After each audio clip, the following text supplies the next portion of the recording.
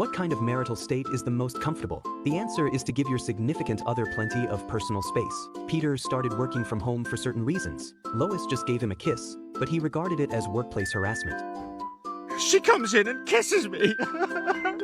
Recently, a heat wave swept through Quahog. Even with the air conditioner on, people still felt extremely hot. The surrounding air seemed to be stagnant. Every breath required a great deal of effort. Peter felt it especially keenly. With just a little movement, he would break into a sweat all over. His temper also became irritable, just like a male walrus. As soon as he got home, he found a potential challenger to authority. Peter's constitution, which makes him prone to sweating, brought a lot of inconvenience to his work. The area around him was always covered with sticky sweat. Worse still, the sweat was as slippery as lubricant. People passing by could easily slip and fall if they weren't careful. This made his boss really worried. Peter had already become a burden to the company. However, restricted by labor laws, the boss couldn't fire Peter at will and could only let him work from home. Thus, Peter began his days of working from home. If it were in some factories, Peter would have been fired by his boss with a random excuse long ago. But now he could be said to have turned a bad situation to his advantage. He could not only receive his salary as usual, but also be with his family at any time. Lois was very happy about this. Peter was originally a man who didn't care much about the family. Now he could finally use his work as an excuse to stay at home every day.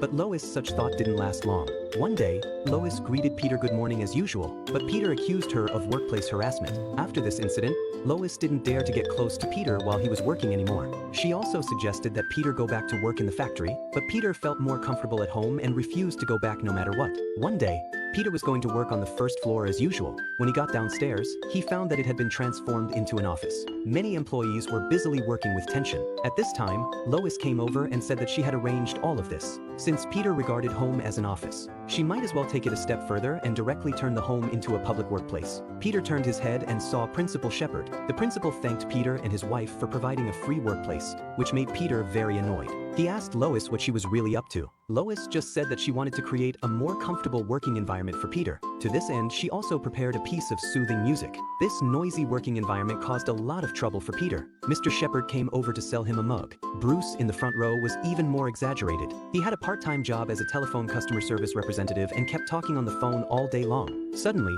the fire alarm rang. Lois announced that it was a fire drill. Everyone got up and walked towards the door consciously. This time, Peter couldn't stand it anymore. Lois said that if he couldn't stand it, he could go back to work in the company. This made Peter wonder. He thought Lois liked him working from home. You know, both husband and wife need to have their own personal space.